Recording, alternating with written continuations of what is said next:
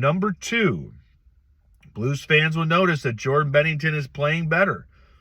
And look, it's not a big shock. When did Bennington come into fruition in the Blues in the Blues team and the fans' mind? When did he rocket to stardom?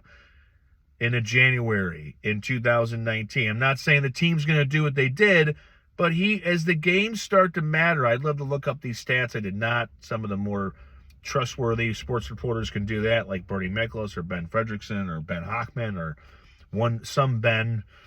They can look it up, but I wonder if his stats do get better as the season goes along, because Bennington, for good or bad, for better or worse, is a big game goaltender.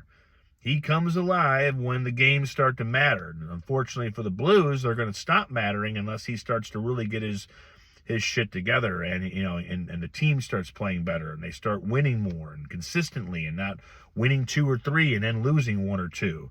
They got to make a push. When you're located at the bottom of the pile, you got to start rising up. So he is playing better. He helped shut out the Canadians the other night.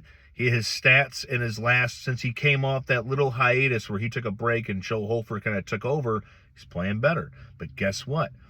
He had a rough, if you listen to Bernie Miklasz break it down, his stats were among the worst in goaltenders in the league when it comes to high leverage goals, shots being let in, goals against, average, save percentage, anything that really has a stat. His stats are still bad. That's what happens when you have a rough 2.5, 3 months.